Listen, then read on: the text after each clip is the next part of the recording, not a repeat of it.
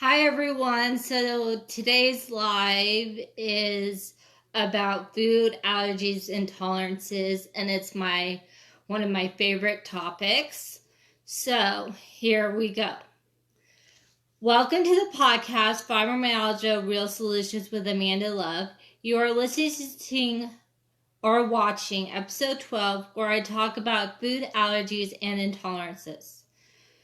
By the way, you can listen to this podcast wherever you are in the world at any time that you wish. I always include show notes for those with brain fog so you don't have to take notes. I do believe that there's a lot of information, both good and bad, out there about fibromyalgia. As an educator who specializes in this area, I think it's my job to point out to you that the beneficial information can be organized in a fashion that will reduce the symptoms of this malady. My name is Amanda Love, and I was diagnosed with fibromyalgia 9 years ago, which influenced my decision to enter the field of nutrition, and now I'm a registered holistic nutritionist who works with those who are suffering from fibromyalgia. Hello, Margie. Hello, Tricia. Hello, Catherine. I'm going to start this live with something that I hear from many of you when I talk about food choices. This is what they say. But I already eat a very healthy diet, so changing my diet is not going to help me. These ladies already have a negative mindset on this topic, but that is because they repost and hear from the medical professionals day after day that there's nothing to help them except prescription drugs and palliative measures. However, have any of you considered that your healthy diet is actually hurting you? Just a few weeks ago, a lady wrote this on Facebook. I've had fibromyalgia for 25 years and just found out that has been my diet all along. What a sad, sad story. Well, I had the same experience after being ill for 20 years and then was told that I had FMS at the age of 20. Several years later, I turned my life around with the help of a wellness specialist who changed my food choices, and I got rid of the foods that I was intolerant to. That, along with specific supplements, were the answer to relieve me of my dreadful pain and fatigue. And you know what? You can do the same with my help. So now let's talk about the subject of food allergies and food intolerances, which are not the same. It's important to know that there is a difference and what that difference is. An allergy or allergen is a food or substance that your body mistakes for a pathogen or an invader that wants to harm you. Allergens are the proteins in the food that cause an allergy. If the food doesn't have protein in it, then it is not an allergen. Allergies do not occur the first time a person is exposed to the substance, but the immune system becomes sensitized upon that exposure. Now the body sees that the antigen as a threat and will quickly react the next time it is eaten. Food allergies usually create an immediate response, such as in a peanut allergy, which creates swelling of the throat very fast, making it impossible to breathe. Another reason would be to develop an itchy skin rash after eating a certain food. There are even food allergies that can have a delayed response, which is the kind of response that is associated with celiac disease. Celiac disease is a chronic digestive disorder that is created by a hereditary intolerance to gluten, which is a protein found in wheat and other grains. When a person with celiac eats gluten, damage to the small intestine occurs because the body responds to gluten as if it were an antigen. So it attacks it when it's absorbed by the small intestine. Malabsorption becomes a serious problem with loss of vitamins and nutrients.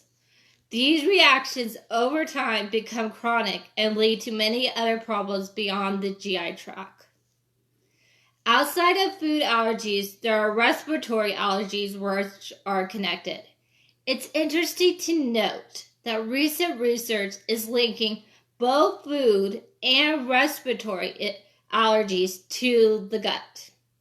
When the body has an allergy, the immune system produces antibodies, which causes the cells to recreate histamines, and that creates many different allergenic reactions, such as asthma.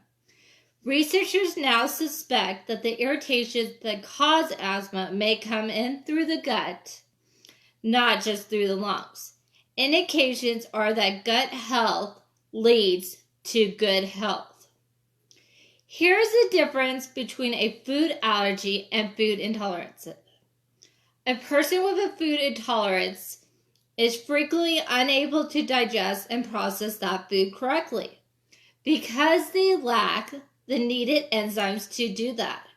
For example, a person who is lactose intolerant is missing an enzyme needed to break down lactose. A food intolerance is limited to gastrointestinal issues, which affects other areas of the body caused by responses in the gut. There is another food intolerance that is often overlooked, which is called a delayed immune response, which is a delayed response to a certain food or toxin. This kind of intolerance does not have the symptoms of a typical reaction. Instead, it produces a different group of antibodies that result in an inflammatory process which can lead to chronic bigger problems beyond the GI tract.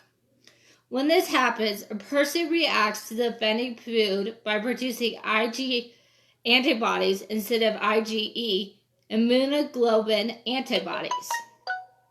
You may ask your doctor to perform a blood test that will identify IgG antibodies. If these are present, then there's some sort of reaction or response occurring that reveals that the body isn't reacting to a certain food correctly. Some food intolerances result from chemicals used in processing food, resulting in an inability to digest the food properly, once again resulting in malabsorption and malnutrition.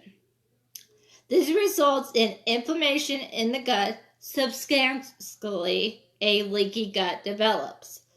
I will be discussing leaky gut in the next episode.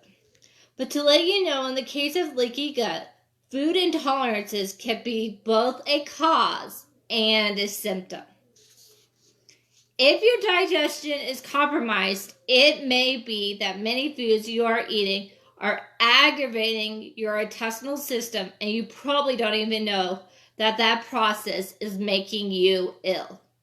Here's a list of the most intolerant foods: gluten, dairy, soybeans, citrus fruits, cabbage. Food intolerances can cause heartburn, gas, bloating, joint pain, skin issues, brain fog, fatigue, autoimmune diseases. And in closing, you can see that food choices are involved in many different health issues. Our bodies react, and the absorption of food is a very complex process. One change in your diet or one supplement is not going to help you eliminate FMS symptoms. That goal is within your reach. However, but it takes a multi-step plan which requires a dedicated action. And so, if any of you would love to work with me and see if you would want to see if you have food intolerances, or you just want to find out what I do as a registered holistic nutritionist and see if we would be the right fit, I definitely recommend doing that, because this is not a thing you could do alone. You will struggle with it. And I've been off gluten, soy, dairy, eggs for 9 years now. So I know the products that you could have, and it would be just easier for you to actually be able to do this and get rid of these foods and see if you could feel better. And also I have supplements I recommend specifically for those with FMS. So if you want to do a phone call with me, please put phone call in the bottom of the comments and I will reach out to you within 24 hours. And if your second option is, if you would like to, you could do a discovery call with me, and before you decide if you want to work with me. Or third, you might want to join my free fibromyalgia group. And I hope you guys have a wonderful evening and talk to you soon.